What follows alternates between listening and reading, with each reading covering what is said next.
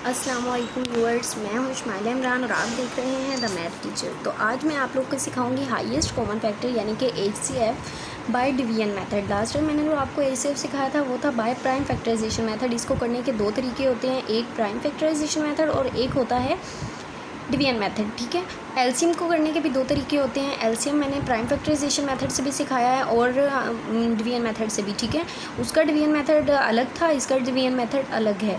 तो चलिए जी video start करते हैं।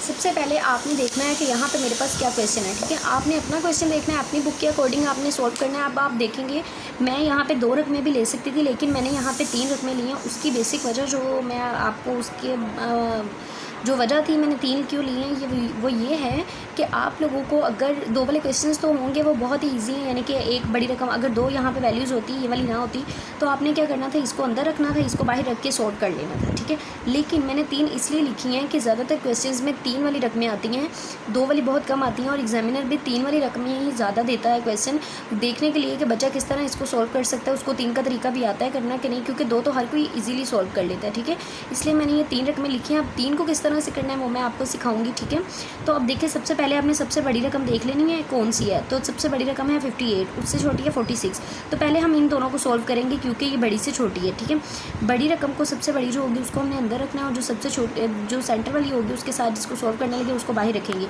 अब मैं 46 का टेबल पढ़ूंगी कि 58 आए या इससे बड़ी रकम आए। ठीक है, तो 46 का टेबल मैं 1 तक पढ़ूंगी, आ जाएगा 46। मैंने 1 तक क्यों पढ़ा, क्योंकि अगर मैं 2 तक पढ़ूंगी तो रकम बड़ी हो जाएगी। ठीक है, आप इसको जब बड़ी रकम बहुत ज़्यादा बड़ी रकम आ जाती है तो उसको फिर टेबल नहीं पढ़ा जाता, उसको फिर आप मल्टीप्लाई करके देख लिया करें। ठीक है, ये देखें इस तरह तो 92 आ रहा है, तो मैं इसको छोटा ही करने के लिए मैंने 46 को 1 के साथ ही मल्टीप्लाई करके देख लिया। सॉरी यहाँ पे माइनस लगना था। ठीक है, 8 में से 6 माइनस किया मैंने तो मेरे पास आ गया 2, 5 में से 4 माइनस किया तो मेरे पास आ गया 1।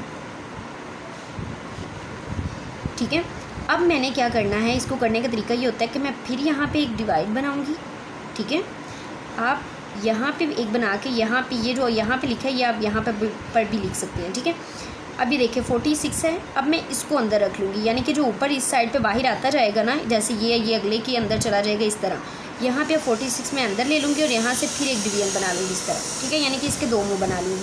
अब मैं 12 का टेबल पढ़ूँगी कि 46 आए या इससे छोटी रकम आए। ठीक है, 12 का टेबल अगर मैं 3 तक पढ़ती हूँ तो 36 आ रहा है।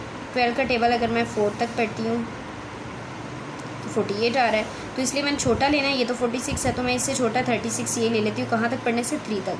अब ये देखा मैंने इस साइड पे क्यों लिखा है, क्योंकि अगर मैं यहाँ लिखूँ तो फिर ये मिक्स हो जाएगा। ठीक है, तो इसलिए मैंने यहाँ पे अलग इसका बनाकर इसको लिख लिया। 12 3 36। अब मैं माइनस करूँगी इसको, 6 में से 6 माइनस किए तो मेरे पास आ गया 0, 4 में से 3 माइनस किए तो 1 आ गया।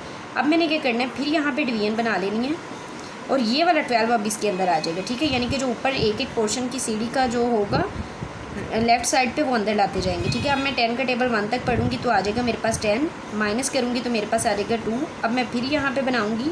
ठीक है, अब मैं ये वाला 10 अंदर ले जाऊँगी। ठीक है, अब मैं 2 का टेबल 5 तक पढ़ूंगी तो मेरे पास आ जाएगा 10, यानी कि आंसर 16। जब नीचे क्रॉस आ जाएगा या 0 आ जाएगा वहाँ पे हमारा आंसर 16 हो जाएगा। अब मैं आपको बताती हूँ कि इसका आंसर कैसे फाइंड करना है, मतलब किस तरह पता चलेगा कि हमारा आंसर क्या है। तो ये जो इस साइड पे निकले हैं इसका मैं ये आंसर जो है ना यहीं पे लिख लेती हूँ।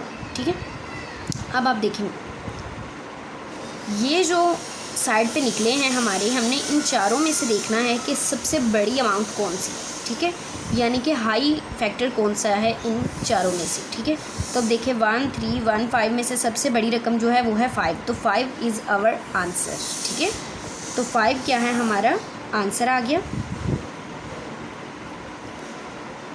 इसी तरह आपने किसी भी क्वेश्चन को इसी तरह सॉल्व करने का तरीका है। अब देखेंगे आप कि आपने क्या करना है, कि आपको किस तरह पता चलेगा। अब जो थर्ड वैल्यू थी ये तो मैंने 2 का बता दिया ना, कि आपको आंसर निकालने का भी तरीका बता दिया मैंने, और 2 को सॉल्व किस तरह करते हैं वो भी बता दिया। अब मैं आपको बताती हूँ कि ये जो तीसरी रकम बची थी 26, इसको क्या करना है। अब 46 पर 26 को हम कर लेंगे, यानी कि हम यहाँ पर 46 को अंदर रखते हैं और मेरे पास जगह नहीं है इसलिए मैं यहीं पे कर रही हूँ। 26 को बाहर रखते हैं, तो इसको सॉल्व कर लेते हैं। 26 का 2 तक टेबल अगर मैं पढ़ूँ, ठीक है, तो मेरे पास आ रहा है 52, यानी कि बहुत बड़ी रकम आ रही है, इसलिए मैं 26 का 1 तक ही पढ़ती हूँ।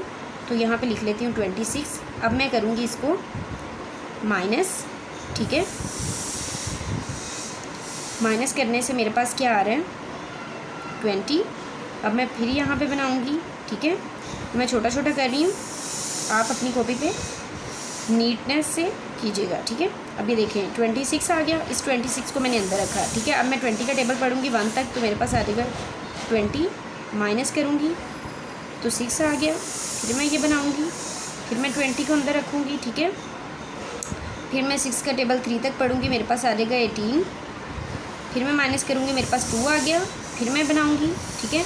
फिर मैं 6 को अंदर रखूँगी, 2 का टेबल 3 तक पढ़ा, मेरे पास क्या आ गया 6, ठीक है। ये मेरे पास जगह नहीं थी इसलिए मुझे यहाँ पे करना पड़ गया। आपके पास जगह है तो आप वहीं पे कीजिएगा। अब आप देखेंगे कि मेरे पास क्या जो 4 वैल्यूज़ आएंगे यहाँ पे 1 2 3 4, ये 4 में से मेरा आंसर क्या, अभी देखिए दोनों ही हाईएस्ट वैल्यूज़ हैं।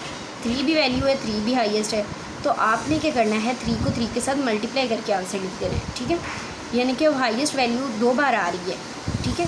तो आपने उस दोनों को आपस में मल्टीप्लाई कर देना है, यानी कि 3 3 ज़ा 9। तो अब हमारा इसका आंसर जो निकल आया है वो है 9, ठीक है।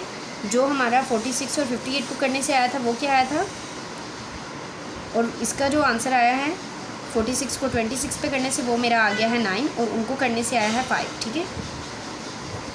मुझे उम्मीद है कि आप लोगों को मेरे समझाने का तरीका पसंद आया होगा, और मैंने जल्दी जल्दी इसलिए समझाया है कि कुछ लोग कहते हैं कि जल्दी जल्दी समझाया करें, ज़्यादा स्लो भी वीडियो मतलब आप लोग का टाइम ज़्यादा वेस्ट होता है, इसलिए मैंने वीडियो ज़रा जल्दी में बनाई है। आप लोग मेरी वीडियो को स्लो करके देख लीजिएगा अगर आप लोगों को मेरी वीडियो में ज़्यादा तेज़ी लगी हो, ठीक है। अगर आपको मेरी वीडियो पसंद आई हो तो मेरी वीडियो को क्या करना है, आपने लाइक करना है और कमेंट में मुझे बताना है कि मेरी वीडियो आपको कैसी लगी, और मेरी वीडियो को ज़्यादा से ज़्यादा शेयर कर दीजिएगा अगर आपको समझ आ गई हो तो, ठीक है। सब्सक्राइब तो आपने कर ही दिया होगा। आज के लिए इतना ही, अल्लाह हाफिज़।